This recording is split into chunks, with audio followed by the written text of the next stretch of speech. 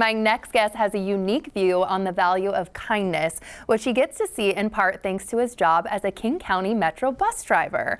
And now Nathan Vass is back with his second book, Deciding to See: The View from Nathan's Bus, a collection of eye-opening and inspiring essays from his experiences as a bus driver.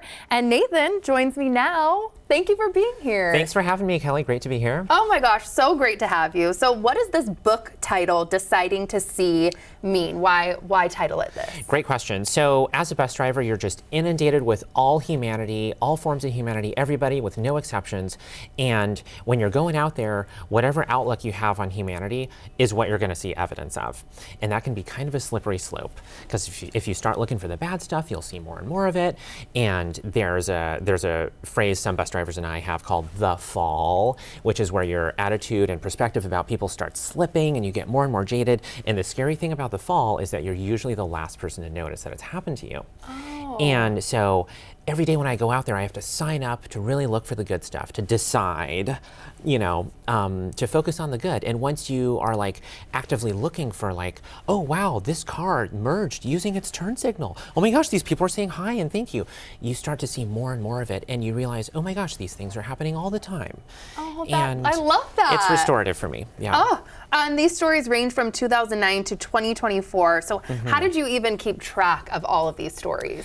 It's a big range. It starts when something interesting happens on the bus. As soon as whoever it is gets off, I'm praying for a red light so I can grab a paper transfer and start scribbling notes down. I want to get everything down as accurately as possible. It's sort of a muscle memory thing that's gotten better over the years.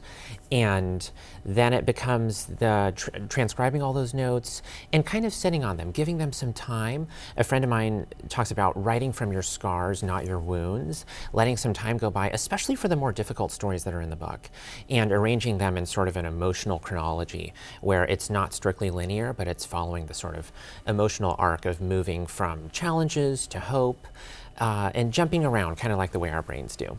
Yeah, so inspiring. So tell me about some of these stories, if you can give us a little tease. Oh gosh, there's so many. There's almost 90 stories in this book, and a lot of them, many of them are characters who recur. Most of the stories are interlinked, and we see different people at different stages in their lives. Sometimes they get worse, and sometimes they get a lot better. And I want to leave some of those surprises for the reader, because it can be inspiring to come upon. Oh my gosh. Okay, well, that was a good tease. And you say this book is nonfiction, but not journalism. So what do you mean by that? There's many ways of writing about real things that have happened. This book is not a sort of surveillance camera version, objectively documenting everything that has taken place. It's more of my training comes from filmmaking, so it's more of like, we might say an elegantly filmed scene where the camera work is interesting, the sound design, the music, these are telling us about the characters. We're trying to do the same thing here in writing. I grew up in a very artist literature house surrounded by classic literature, and we're trying to bring rhythm and poetry to the language and make it artful. Because I think that makes it more exciting. And why the focus on community now? Why was the timing so important? Everyone loves community. Everyone agrees that it's great, but why has it been so hard to restore post-COVID, And I think there's disagreement over what community actually is. It's not going out and getting everyone's phone number and following them on Instagram. That would be networking. Community is when you're at the post office and you need help filling out a form, and you can turn to the person next to you and ask for help. Community is also when you're at the post office and somebody next to you asks you for help with a form, and you take a couple minutes to do so. It's a safety net that involves strangers. And the only way to foster that is to model it. And that's what I try to do. I'm not perfect, but it's something that gives me a lot of joy. Oh my gosh, this interview is giving me so much joy. Thank you, Kelly. What have you learned about finding hope during challenging times? That's what the book is centered on. It leans into the hard stuff and tries to find a way through. It's not a Pollyanna-ish positive perspective. It's a positive perspective that's built out of, my parents would define optimism as being comfortable looking at truth, even when it's negative.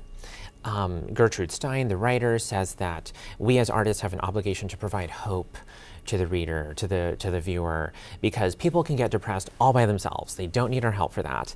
And we're trying to offer hope and also a view of like, here are some beautiful things that have taken place out there that are real.